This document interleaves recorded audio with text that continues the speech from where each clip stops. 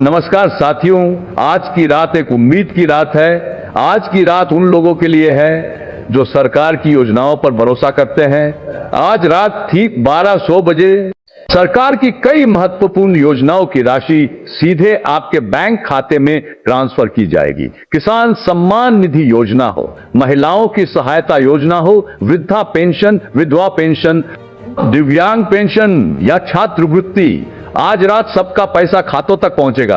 लेकिन साथियों, एक बात बहुत जरूरी है, फूल तभी खिलता है जब उसकी जड़ें सही होती है। अगर आपका आधार सही नहीं है, बैंक खाता लिंक नहीं है या कोई छोटी गलती रह गई है तो पैसा रुक सकता है। इसलिए मैं आपसे कह रहा हूं, इस वीडियो को आखिर तक जरूर देखिए। तो वीडियो को लाइक करके चैनल को सब्सक्राइब जरूर कर दें और कमेंट में अपना जिला और अपना शहर का नाम बताना न भूलें। सहारा निवेशकों को बड़ी राहत मिली है। रिफंड की सीमा बढ़ाकर अब 10,000 रुपए कर दी गई है। इससे लंबे समय से पैसा फंसे निवेशकों को सीधा फायदा मिलेगा। प्रधानमंत्री जन धन योजना के खाता धारकों को दुर्घटना बीमा का लाभ मिलता है। इस योजना के तहत दुर्घटना होने पर 2 लाख रुपए तक की बीमा सुरक्षा दी जाती है। पशुपालन योजना के तहत किसानों को गाय और भैंस पालन पर सब्सिडी दी जा रही है। सरकार की ओर से पशुपालकों को 100% तक सहायता का प्रावधान है। 70 वर्ष से अधिक उम्र के सभी बुजुर्गों का आयुष्मान कार्ड बनाया जाएगा। इसके तहत उन्हें 5 लाख रुपए तक का मुफ्त इलाज सरकारी और सूचीबद्ध निजी अस्पतालों में मिलेगा। प्रधानमंत्री आवास योजना के तहत गरीब परिवारों को पक्का मकान बनाने के लिए 1,20,000 रुपए की आर्थिक सहायता दी जा रही है। ये राशि सीधे लाभार्थी के खाते में भेजी जाती है। इंटरमीडिएट पास छात्राओं को कन्या उत्थान योजना का लाभ मिलता है। इस योजना के तहत 25,000 रुपए की राशि सीधे बैंक खाते में ट्रांसफर की जाती है।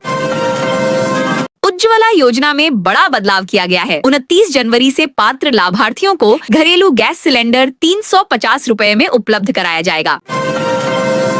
महिलाओं को आत्मनिर्भर बनाने के लिए राज्य सरकार की नई तैयारी है। 10,000 रुपए के बाद अब 1 लाख रुपए तक की आर्थिक सहायता देने की योजना बनाई जा रही है।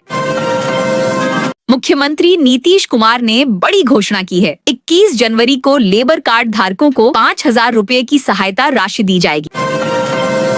राशन कार्ड के लिए eKYC अनिवार्य कर दी गई है। 31 जनवरी तक eKYC नहीं कराने पर नाम कट सकता है और मुफ्त राशन बंद हो जाएगा। पटना में अंडरग्राउंड केबलिंग से घरों तक बिजली सप्लाई दी जाएगी। इस परियोजना पर 653 करोड़ रुपए की लागत आएगी। पीएम धन धान्य कृषि योजना को कैबिनेट की मंजूरी मिल गई है। इस योजना के लिए 24,000 करोड़ रुपए का बजट स्वीकृत किया गया है। स्वास्थ्य विभाग का एक क्लर्क रिश्वत लेते हुए गिरफ्तार किया गया है। निगरानी विभाग ने 2,000 रुपए की रिश्वत लेते रंगे हाथों उसे पकड़ा। भ्रष्टाचार पर सख्ती का असर बाजार में भी दिखा। चांदी 54,200 रुपए और सोना 8,400 रुपए महंगा हुआ। 19 दिनों में चांदी ने रिकॉर्ड तेजी दिखाई।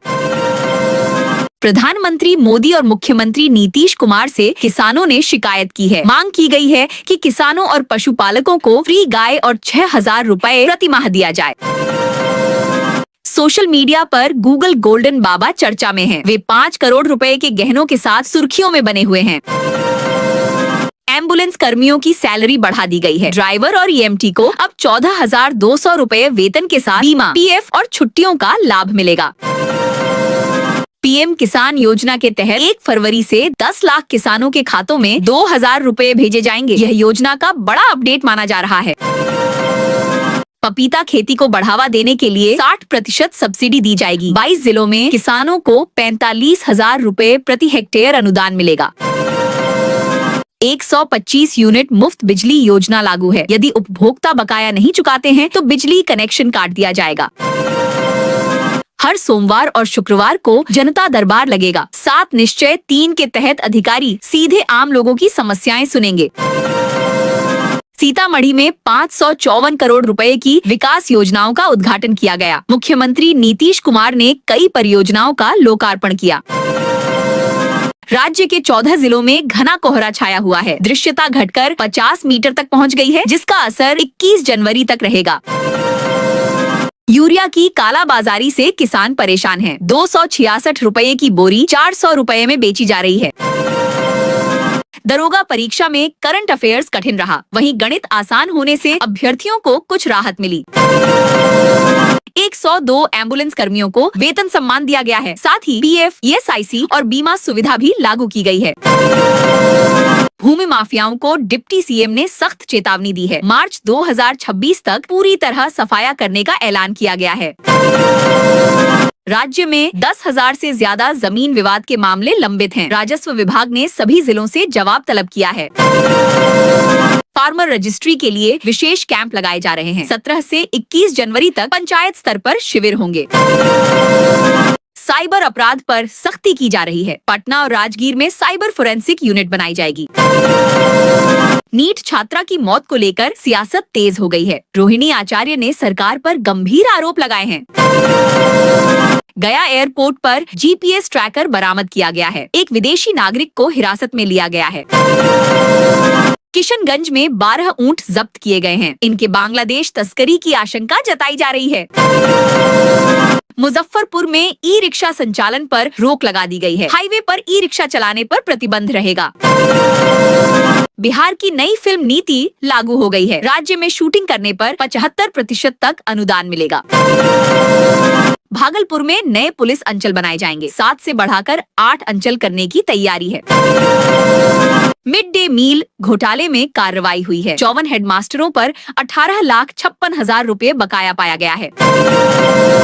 दरोगा परीक्षा शांतिपूर्ण ढंग से संपन्न हुई। कड़ी सुरक्षा और सीसीटीवी निगरानी की गई थी। गंडक नदी में दुर्लभ कैटफिश देखी गई है। विशाल मछली को देखकर लोग हैरान रह गए।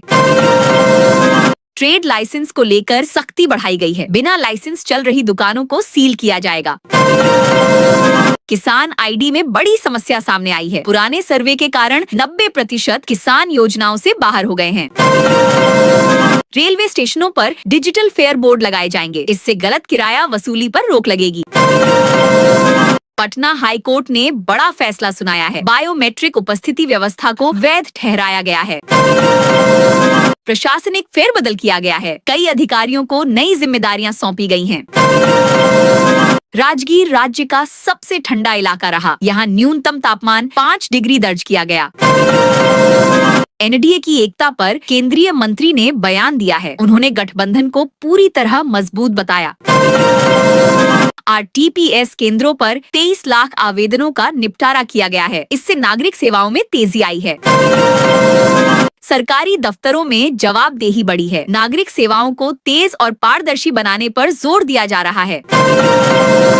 कैमूर जिले में सबसे अधिक तापमान दर्ज किया गया। यहाँ पारा 27.8 डिग्री तक पहुँचा। अंचल कार्यालयों की लापरवाही उजागर हुई है। कई जगह एक भी मामले का निपटारा नहीं हुआ।